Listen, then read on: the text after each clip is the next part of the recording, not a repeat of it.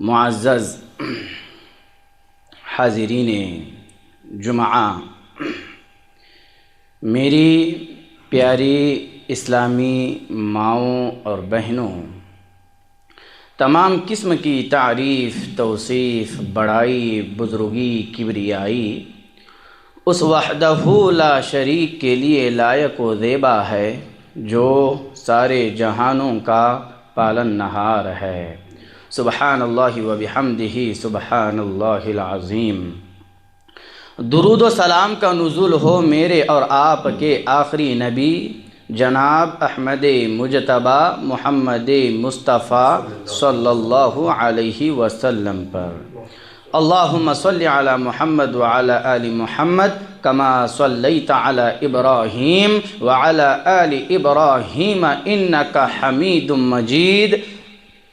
اللہم بارک علی محمد وعلی آل محمد کما بارکت علی ابراہیم وعلی آل ابراہیم انکا حمید مجید۔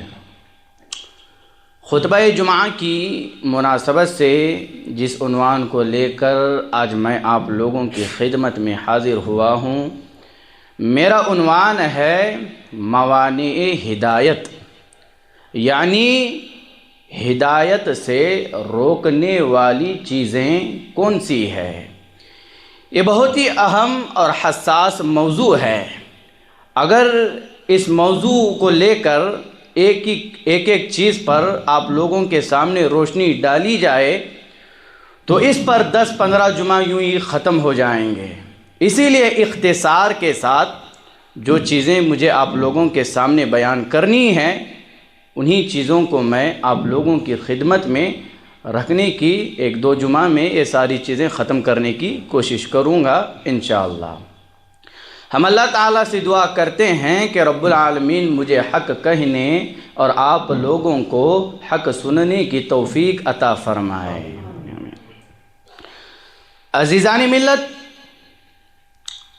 جب بندے پر نعمت کی تکمیل ہدایت اور رحمت کے ذریعے انجام پذیر ہوئی، یعنی ہدایت اور رحمت کے ذریعے مکمل ہوئی، تو ان دونوں کے منافی چیزیں، 2 منافی چیزیں یعنی 2 اپوزٹ چیزیں گمراہی اور غضب ٹھہرے۔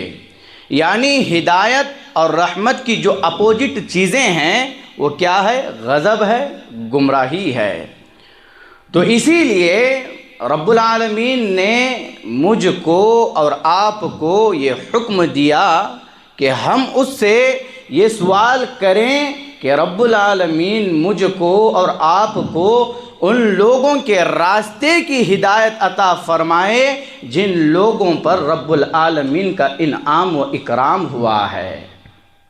اہدنا الصراط المستقیم صراط الذین انعمت علیہم، جو صاحب ہدایت اور رحمت ہے، اور ان لوگوں کے راستے سے دور رہ کے جن پر رب العالمین کا غضب نازل ہوا ہے، اور یہ ان لوگوں کے برعکس ہے جن پر رب العالمین کی رحمت برستی ہے، اور ان گمراہ لوگوں کے راستے سے بھی دور رہ کے جو ہدایت یافتہ لوگوں کے برخلاف ہے، غیر المغضوب علیہم ولا الضالین۔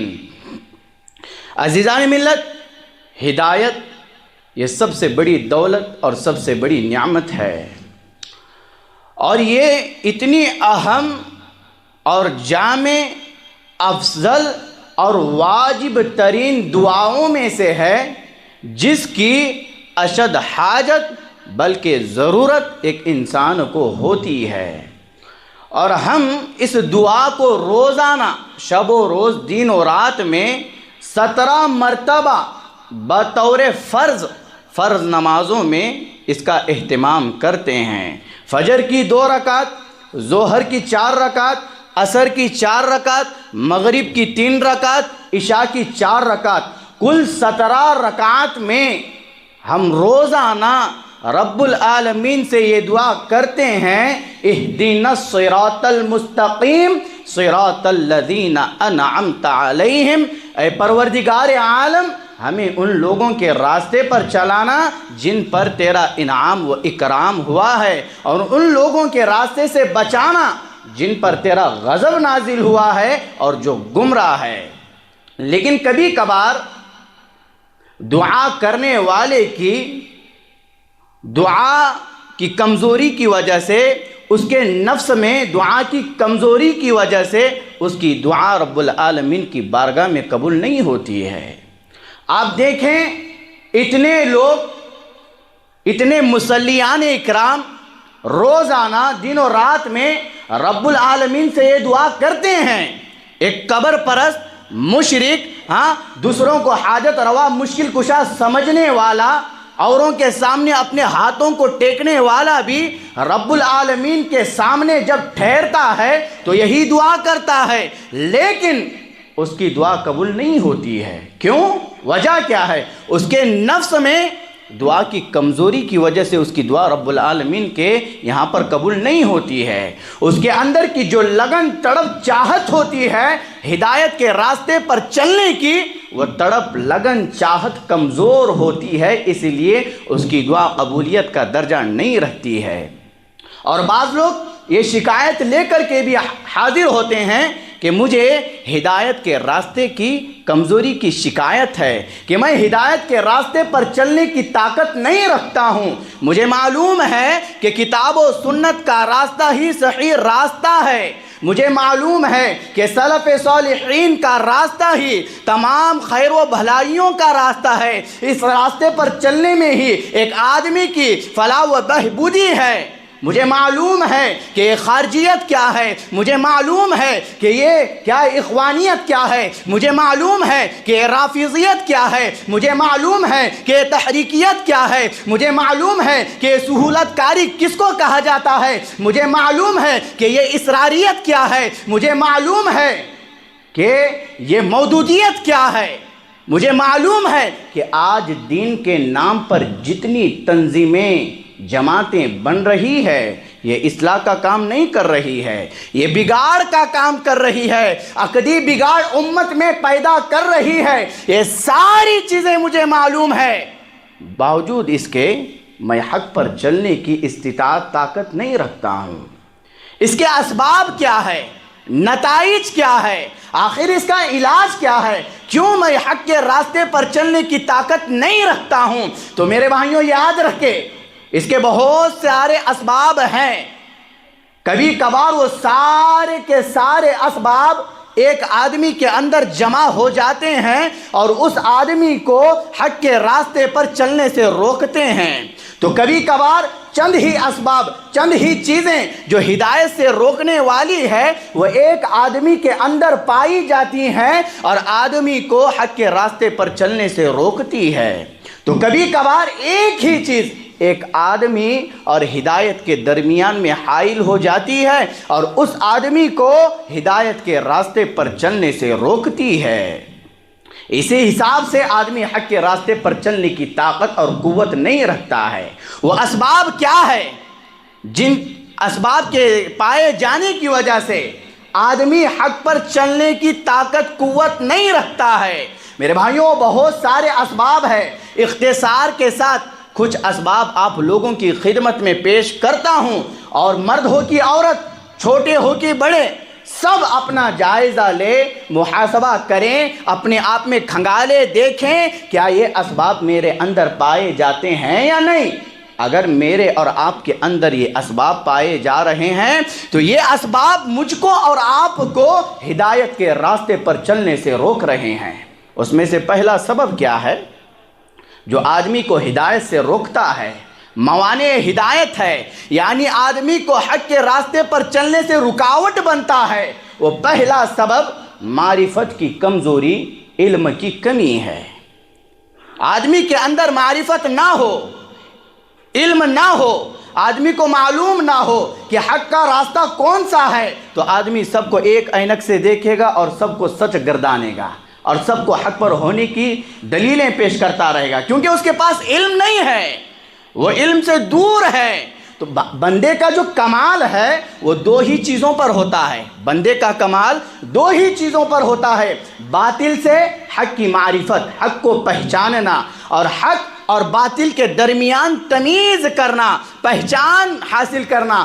آدمی کے اندر کبھی کبھار یہ چیز تو ہوتی ہے کہ وہ حق کی معرفت تو حاصل کرتا ہے، لیکن حق کو باطل پر ترجیح دینے کی جو طاقت قوت ہوتی ہے وہ اس آدمی کے اندر نہیں ہوتی ہے، وہ اس آدمی کے اندر کمزوری پائی جاتی ہے کہ وہ اس بات کو مانتا تو ہے، جانتا تو ہے کہ میں جس راستے پر چل رہا ہوں یہ بڑے بڑکوں کا راستہ نہیں ہے، یہ باپ داداؤں کا راستہ نہیں ہے، یہ امام الانبیاء کا راستہ ہے، یہ سلف صالحین کا راستہ ہے۔ یہ ساری چیزیں جاننے کے باوجود وہ اس راستے کو باطل راستوں پر ترجیح دینے سے ڈرتا ہے، گھبراتا ہے۔ تو یہ کیا ہے؟ آدمی کو حق کے راستے میں رکاوٹ بننے کا ایک سبب ہے۔ اب آپ دیکھیں، ایک جاہل آدمی ہوتا ہے، اب جب جاہل آدمی کو حق کی معرفت ہو جاتی ہے، حق کی پہچان ہو جاتی ہے، حق سے متعلق وہ علم حاصل کر لیتا ہے، تو وہ اطاعت اور تابعداری کے قریب ہو جاتا ہے، اور یوں وہ حق کے راستے پر چلنے کا آدھا راستہ طے کر لیتا ہے۔ اب اس کو ضرورت باقی رہتی ہے تو صرف اس چیز کی ضرورت باقی رہتی ہے کہ اس کو اس حق کے راستے پر صبر اور عزیمت اختیار کرنا ہوگا، مضبوطی کے ساتھ ڈٹے رہنا ہوگا۔ اللہ کے نبی علیہ الصلوۃ والسلام نے کہا، اللہم انی اسألک الرشد علی العزیمہ، کہ بندے کو اس دعا کا اہتمام کرنا چاہیے۔ جب بندہ علم حاصل کر لیتا ہے، حق کو پہچان لیتا ہے، صرف پہچاننے کے بعد خاموش رہنا نہیں ہوتا ہے، اس حق کے راستے پر عزیمت صبر ہونی چاہیے۔ اسی لیے یہ دعا کا اہتمام ہونا چاہیے کہ اے پروردگار عالم، میں تجھ سے رشد و ہدایت پر صبر اور عزیمت کا سوال کرتا ہوں۔ اب آدمی کو معلوم ہی نہیں ہے، پتہ ہی نہیں ہے کہ اہل الحدیث کا راستہ، کتاب و سنت کا راستہ یہ ہدایت کا راستہ ہے۔ جب اس کو اس بات کا علم ہی نہیں ہے تو وہ اس راستے میں آنے والی مصیبتوں، تکلیفوں، پریشانیوں پر کیسے صبر کر سکتا ہے؟ اس کو اس راستے کا علم ہی نہیں ہے۔ رب العالمین نے کہا، وَكَيْفَ تَصْبِرُ عَلَى مَا لَمْ تُحِطْ بِهِ خُبْرًا، جس چیز کو آپ نے علم میں نہ لیا ہو اس پر آپ صبر بھی کیسے کر سکتے ہیں؟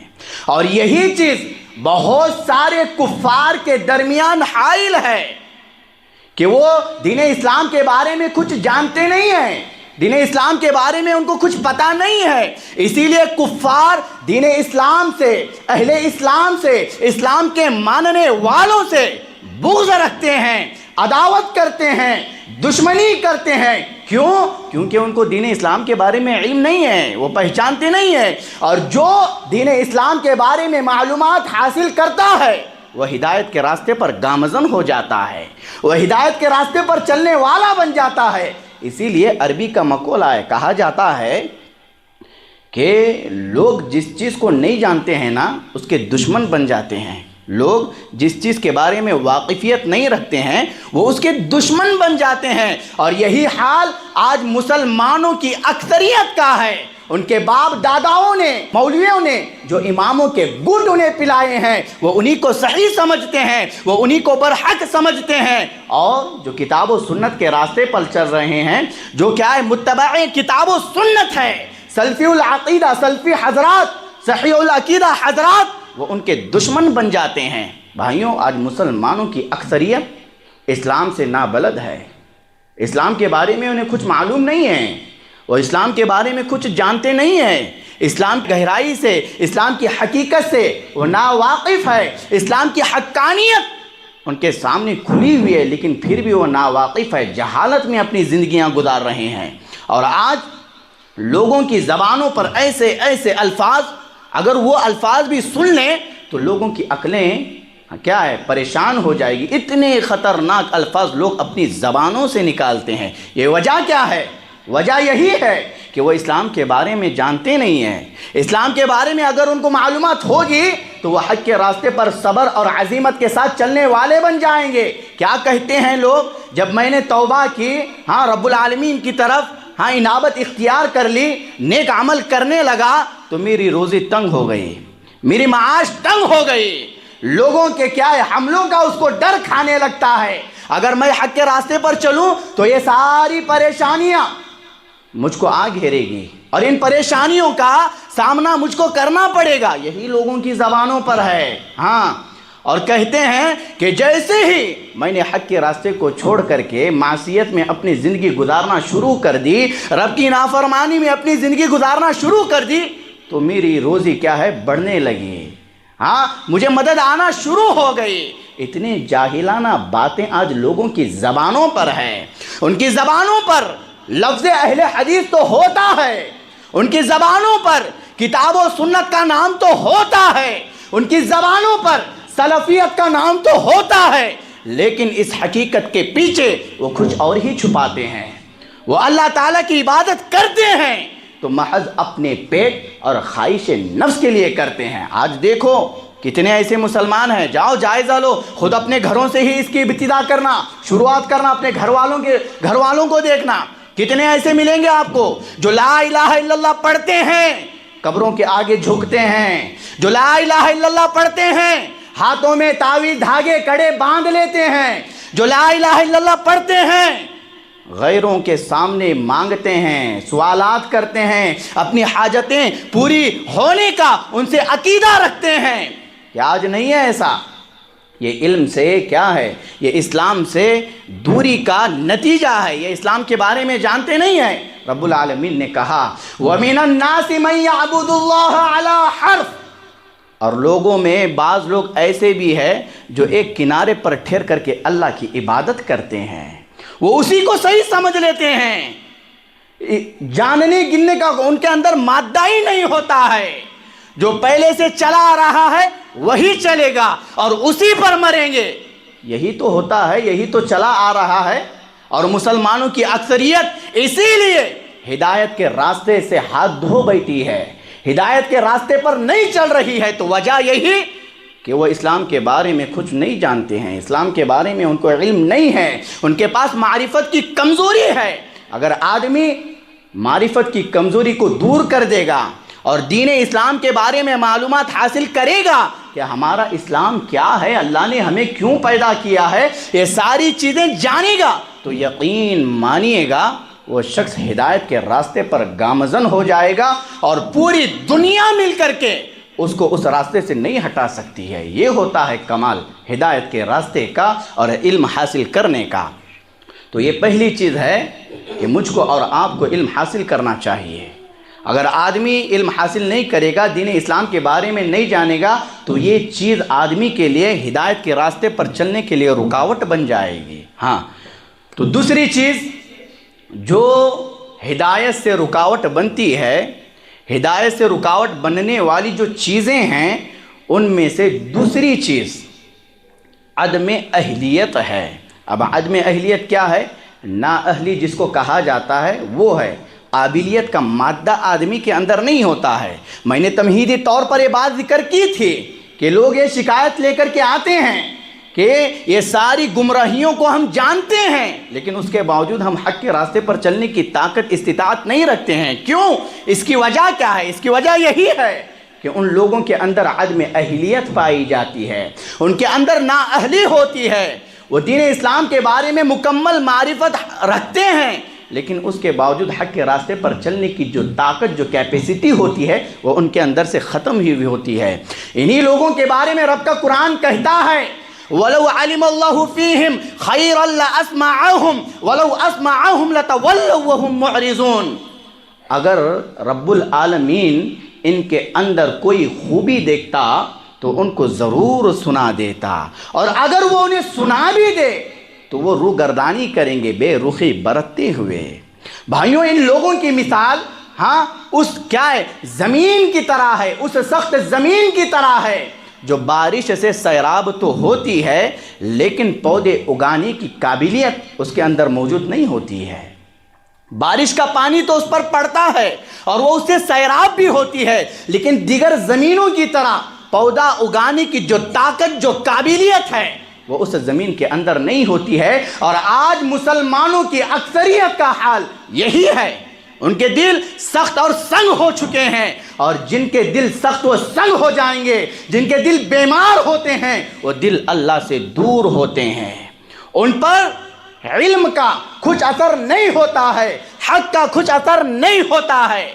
آپ دیکھو جب ان کو علمی مجلسوں کی طرف بلایا جاتا ہے، حق کے راستے کی طرف بلایا جاتا ہے، ایسی علمی اور روحانی مجلسوں کی طرف جب انہیں دعوت دی جاتی ہے، آؤ جہاں کتاب و سنت کی تعلیم دی جا رہی ہے اسے سنیں اور اپنی زندگیوں کو انہی کے مطابق گزاریں، تو بھائیوں ان کے دل بیزار ہونا شروع ہو جاتے ہیں، وہ بیزارگی محسوس کرتے ہیں۔ آپ دیکھیں جمعہ نہا دھو کر کے اچھا پاش ہو کر کے آ جائیں گے، لیکن جمعہ میں آ کر کے سوتے رہیں گے۔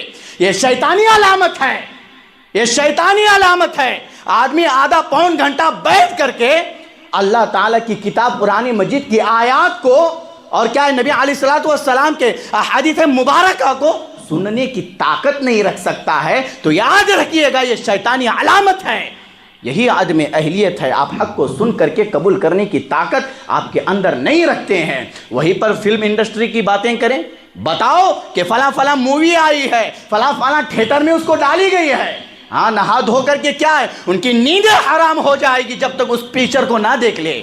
بتاؤ کہ فلاں پارک کھلا ہوا ہے، نیا پارک ہے، وہاں لڑکیوں کا کیا ہے ایک بڑا مجموعہ ہے، نوجوان کے دل مچلنا شروع ہو جائیں گے، نیندیں حرام ہو جائے گی جب تک اس پارک کی زیارت نہ کر لے۔ یہی حالات کیا مسلمانوں کا نہیں ہے؟ کیا اکثریت کی حالت ایسی نہیں ہے؟ جب علمی محفلوں میں آتے بھی ہیں تو کیا کہیں گے؟ ارے بڑے مولانا آ رہے ہیں، بڑے مولانا آ رہے ہیں۔ بڑے مولانا کو دیکھنے آتے ہیں علمی مجلسوں میں۔ یہ دل کی کمزوری ہے، یہ عدم اہلیت ہے۔ کیا یوٹیوب پر کسی عالم کو دیکھ لیا تو وہ عالم آپ کی نگاہوں میں بڑے بن گئے، اور جن کی علم کی گہرائی و گہرائی کی گواہی امت دیتی ہے، وہ علماء کی حیثیت قدر و قیمت آپ کی نظروں سے گر جاتی ہے، اور جو سالہ سال آپ کی مسجدوں میں امام و خطیب کی حیثیت سے جو عالم دین کام کرتے ہیں اس کی قدر و قیمت آپ کی نظروں میں نہیں رہتی ہے۔ بڑے مولانا ہیں، بڑے مولانا ہیں، یہی لوگوں کی زبانوں پر چڑھا ہوا ہے۔ یہ سب سے خطرناک زہر ہے، یہ علماء کی تذلیل ہے، تحقیر ہے، اس کو اپنی زبانوں سے نکالنا ہوگا۔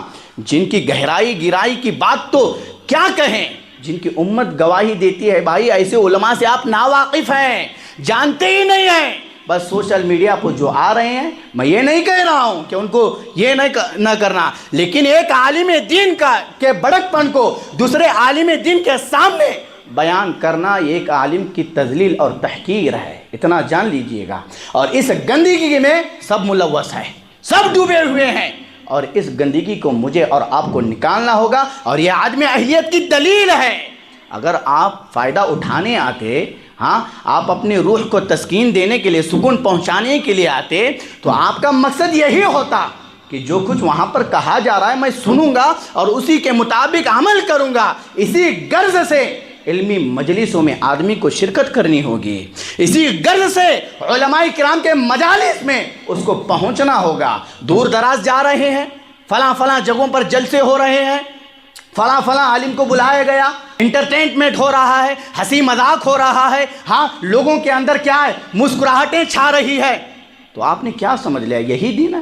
یہی دین ہے؟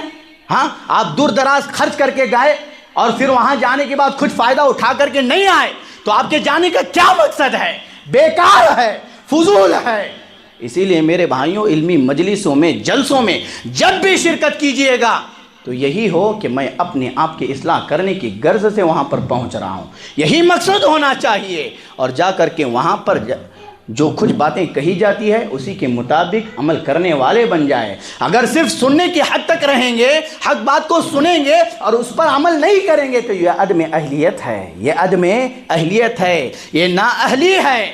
جو کیا ہے، آپ حق کو سن رہے ہیں، دیکھ رہے ہیں، اتنے سارے علماء کرام آپ کے سامنے کتاب و سنت کی تعلیم دے رہے ہیں، جمعہ درس پہ درس دیے جا رہے ہیں، رب العالمین کے خوف کی باتیں، جنت کی نعمتیں، جہنم کی وعیدیں آپ لوگوں کے سامنے سنائی جا رہی ہے، پھر بھی اس کے باوجود آپ کے دل نرم نہیں ہوتے ہیں۔ کیا مقصد ہے؟ کیا مطلب ہے اس کا؟ اس کا مطلب یہی ہے کہ آپ کے اندر عدم اہلیت ہے، آپ کے اندر نااہلی ہے۔ میں جو کہہ رہا ہوں آپ سن تو رہے ہیں، دیکھ تو رہے ہیں، لیکن اس کو سن کر کے اس کو اپنی زندگی میں ڈالنے کی جو قابلیت ہے وہ آپ کے اندر نہیں ہے۔ اسی لیے میرے بھائیوں، آدمی حق کو دیکھتا بھی ہے، سنتا بھی ہے، لیکن اس پر عمل کرنے کی جو طاقت، جو کیپیسٹی ہے، ہاں کیا ہے، نااہلی جس کو کہا جاتا ہے، جو قابلیت اس کے اندر ہونی چاہیے وہ مفقود ہے۔ اسی لیے وہ حق کو دیکھ بھی رہا ہے، سن بھی رہا ہے، اور اس کے مطابق اپنی زندگی نہیں گزار رہا ہے۔ تو اسی لیے میرے بھائیوں، ہدایت سے روکنے والی چیزوں میں سے جو دوسری چیز میں نے بیان کی وہ عدم اہلیت ہے، نااہلی ہے۔ اس کی وجہ سے آدمی حق کو تو دیکھے گا، سنے گا، لیکن عمل کرنے کی طاقت اپنے اندر نہیں رکھے گا، اور آج اکثریت کے ساتھ یہی معاملہ جڑا ہوا ہے۔ اور تیسری چیز، ہدایت سے روکنے والی چیزوں میں سے جو تیسری چیز ہے وہ ہے تکبر اور حسد۔ آدمی کے اندر اگر تکبر اور حسد کی بیماری پائی جائے گی تو یہ آدمی کبھی حق پر نہیں چل سکتا ہے، یہ آدمی کبھی حق کو قبول نہیں کر سکتا ہے۔ ابھی تکبر کی تعریفات آپ دیکھیں گے، جو جامع تعریف نبی علیہ السلام نے بیان کی ہے وہ یہ کہ الکبر بطر الحق وغمط الناس۔ تکبر کی تعریف بیان کرتے ہوئے اللہ کے رسول صلی اللہ علیہ وسلم نے کہا کہ تکبر کی تعریف یہ ہے کہ حق کو چھپانا اور لوگوں کو حقیر جاننا۔ اور متکبر شخص اپنے قول اور فعل سے متعصب ہوتا ہے، یعنی اپنی جو بات کہتا ہے، اس کا جو عمل ہوتا ہے، اس کے ذریعے سے وہ متکبر ہوتا ہے، متعصب ہوتا ہے۔ اس کے سامنے قرآن و حدیث کے دلائل بھی آ جائے، سلف صالحین کا فہم بھی اس کے سامنے آ جائے، وہ نہیں مانے گا، وہ رجوع نہیں کرے گا، اپنے قول سے نہیں پلٹے گا، کیونکہ اس کے اندر تکبر کی بیماری نے جنم لیا ہے۔ وہ کہے گا میں نہیں مانوں گا۔ آپ دیکھیں سوشل میڈیا پر یہی کچھ ہوتا ہے، فلاں کیا ہے، مولانا نے کوئی تحریر زبردست طریقے سے دلائل سے قرآن و حدیث کی روشنی میں سلف صالحین کے اقوال کے ذریعے سے بیان کر دی، تو آپ کوئی کہے گا کہ بھئی ہم اس کو نہیں مانیں گے، ہم اس کو نہیں مانیں گے۔ وہیں پر کوئی شخص لفاظی کرتا رہے، یہاں وہاں کی یہ سناتا رہے کہانیاں، کس سے کہانیاں، بولیں گے ارے اس کو مان لیں گے۔ تو تکبر ہے، تکبر کی وجہ سے آدمی قرآن و حدیث کے دلائل کو، سلف صالحین کے فہم کو جھٹلاتا ہے، نہیں ماننے کے لیے تیار ہوتا، اور حالانکہ اس متکبر شخص کو معلوم ہوتا ہے کہ میں غلطی پر ہوں، لیکن اس کو اس کی غلطی نظر نہیں آتی ہے۔ یہی متکبر اور یہ چیز راہ حق میں رکاوٹ ہے۔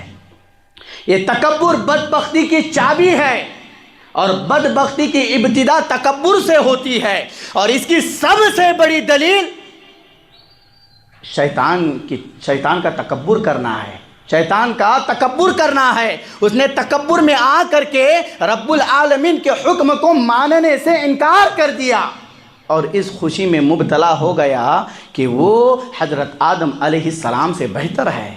اس نے اپنے آپ کو حضرت آدم علیہ السلام سے بہتر گردانا۔ رب العالمین نے کیا کہا قرآن مجید میں؟ کہا وَإِذْ قُلْنَا لِلْمَلَائِكَةِ اسْجُدُوا لِآدَمَ فَسَجَدُوا إِلَّا إِبْلِيسَ أَبَى وَاسْتَكْبَرَ وَكَانَ مِنَ الْكَافِرِينَ۔ جب رب العالمین نے حکم دیا کہ آدم علیہ السلام کو سجدہ کرو، تو تمام فرشتوں نے سجدہ کیا سوائے ابلیس کے۔ اس نے تکبر کیا، انکار کیا، اور کافروں میں شامل ہو گیا۔ اللہ تعالیٰ نے شیطان کے سجدہ نہ کرنے کی وجہ بھی پوچھی کہ تو نے سجدہ کیوں نہیں کیا، تجھے سجدہ کرنے سے کون سی چیز روکی رہی؟ اللہ رب العالمین نے کہا ما منعک الا تسجد اذ امرتک۔ اللہ رب العالمین نے کہا کہ تجھے سجدہ کرنے سے کس چیز نے روکا؟ تو ابلیس نے کیا کہا؟ انا خیر من، میں اس سے بہتر ہوں، خلقتنی من نار، تو نے مجھے آگ سے پیدا کیا ہے، وَخَلَقْتَهُ مِن طِينٍ، اور اسے مٹی سے پیدا کیا ہے۔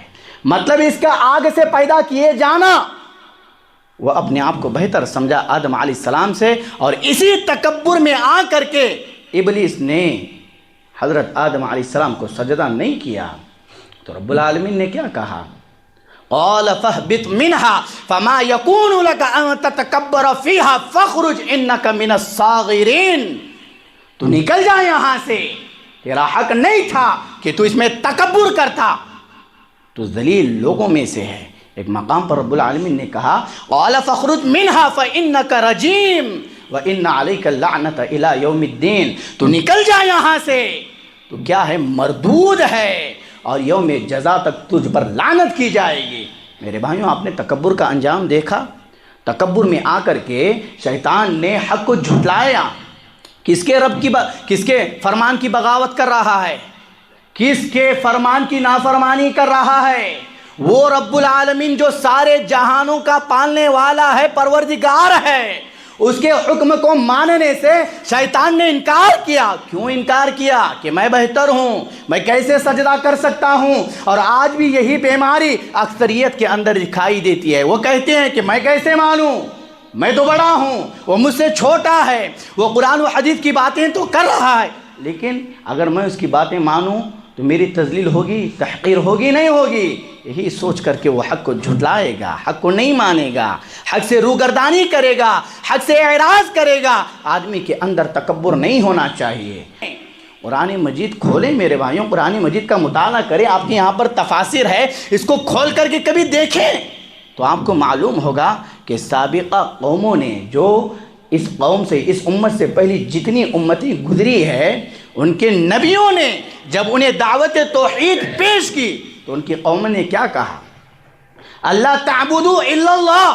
جب نوح علیہ السلام نے اپنی قوم سے کہا اللہ تعبدوا الا اللہ انی اخاف علیکم عذاب یوم علیم، نوح علیہ السلام نے کہا اللہ تعالیٰ کے سوا کسی کی عبادت نہ کرنا، ہاں میں اس دن کیا ہے، میں اس المناک دن کے عذاب سے ڈرتا ہوں۔ تو نوح علیہ السلام کی قوم نے کیا کہا؟ فقال الملأ الذين كفروا من قومه ما نراك الا بشرا مثلنا وما نراك اتبعك الا الذين هم اراذلنا بادي الرأي وما نرى لكم علينا من فضل بل نظنكم كاذبين۔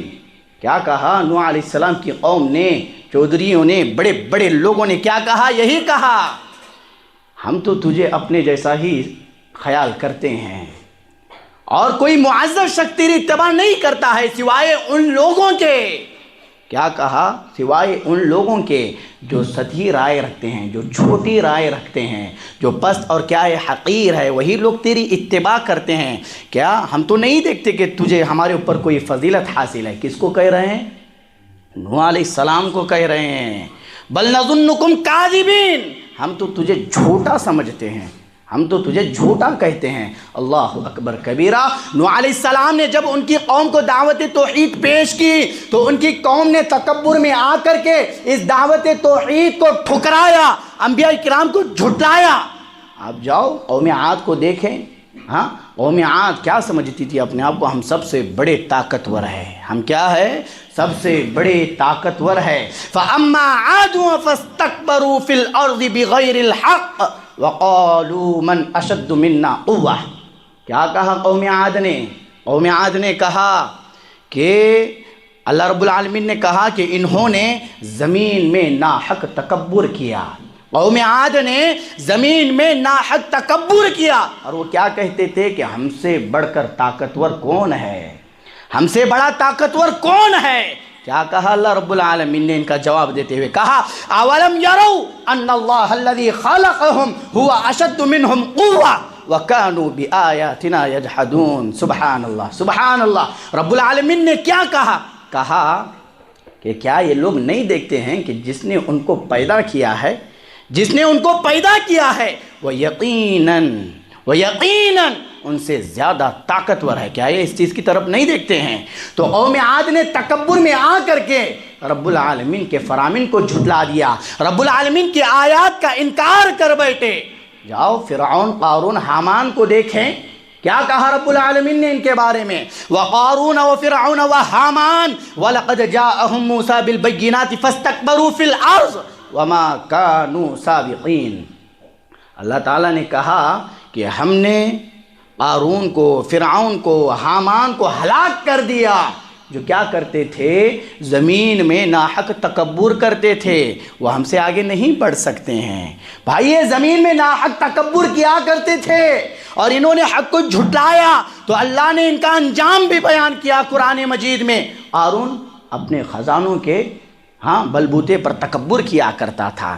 قارون کے خزانے اتنے خزانے، بڑی بڑی چابیاں وہ اونٹوں پر لادتا تھا۔ تو آپ اندازہ لگاؤ کہ اس کے خزانے کتنے ہوں گے۔ اس کے خزانوں نے بھی اللہ کے عذاب سے اس کو نہیں بچایا۔ اس نے تکبر کیا، حق کو جھٹلایا، تو اللہ نے قارون کو اور قارون کے خزانوں کو زمین میں دھسا دیا، عبرت بنا دیا اللہ نے قارون کو۔ فرعون کیا کہتا تھا اپنی قوم سے؟ فرعون کہتا تھا انا ربکم الاعلی، میں سب سے اونچا رب ہوں تمہارا۔ تکبر میں آ گیا تھا فرعون کے تکبر نے اور اس کے قوم کے تکبر نے انہیں ہلاک و برباد کر دیا۔ واستكبر هو وجنوده في الارض بغير الحق وظنوا انهم الينا لا يرجعون۔ فرعون اور اس کے لشکر نے زمین میں ناحق تکبر کیا اور ان کو اس بات کا یقین ہو گیا تھا کہ وہ اللہ تعالیٰ کی طرف لوٹائے نہیں جائیں گے۔ تو اللہ تعالیٰ نے کیا جواب دیا ان کا؟ کیا جواب دیا؟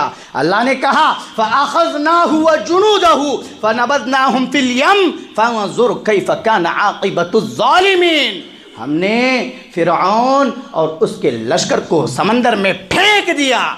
کیا آپ نے ظالموں کا انجام نہیں دیکھا؟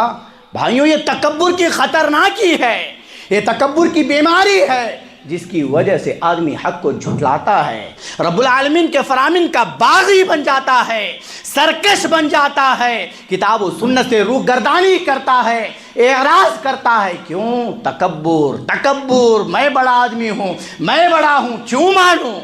یہی سب تو کیا قوم عاد، قوم ثمود نے۔ اللہ کے نبی علیہ السلام کے زمانے کے یہودیوں کو دیکھو، انہوں نے بھی تکبر کیا۔ جب اللہ کے رسول صلی اللہ علیہ وسلم نے ان کے سامنے دعوت حق، دعوت توحید پیش کی، ان سے کہا کہ اللہ کے سوا کوئی عبادت کے لائق نہیں ہے، وہی معبود برحق ہے، لا معبود بحق الا اللہ۔ جبکہ یہودیوں کو اللہ کے رسول صلی اللہ علیہ وسلم کے بارے میں علم تھا، وہ اللہ کے رسول صلی اللہ علیہ وسلم کے بارے میں اچھا جانتے تھے، اللہ کے رسول صلی اللہ علیہ وسلم کی نبوت کی صحت کا انہیں علم تھا کہ آپ نبی ہے۔ الذین آتیناہم الکتاب یعرفونہ کما یعرفون ابناءہم وان فریقا منہم لیکتمون الحق وہم یعلمون۔ کیا کہا اللہ تعالیٰ ان کے بارے میں؟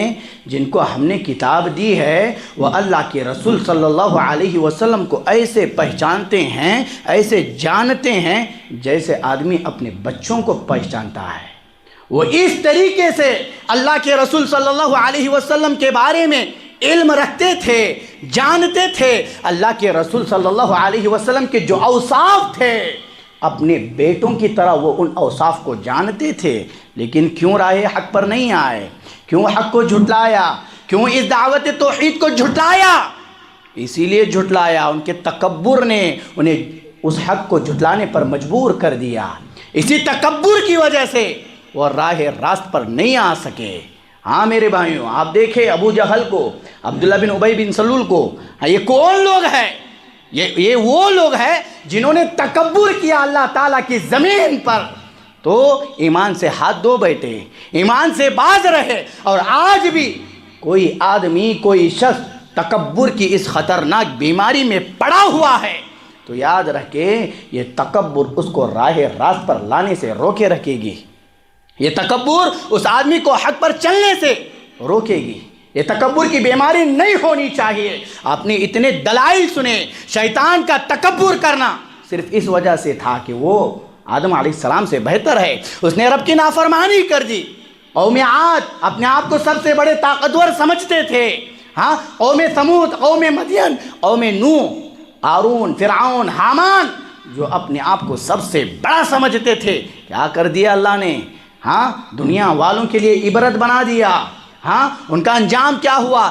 دردناک عذاب میں اللہ تعالیٰ نے انہیں مبتلا کر دیا، وہ دردناک عذاب کا شکار ہو گئے۔ اسی لیے میرے بھائیوں، تکبر یہ سب سے خطرناک چیز ہے، یہ تکبر سب سے خطرناک چیز ہے، یہ آدمی کے اندر نہیں ہونی چاہیے، چھوٹا ہو کہ بڑا ہو، ہر کسی کا ادب و احترام کیا جائے، ہر کسی سے ادب و احترام کے ساتھ ملا جائے۔ جو باتیں حق ہے، کتاب و سنت کے موافق ہے، کتاب و سنت پر مبنی ہے، سلف صالحین کے فہم کے مطابق ہے، ان باتوں کو قبول کرنے میں کوئی چیز رکاوٹ نہیں بننی چاہیے۔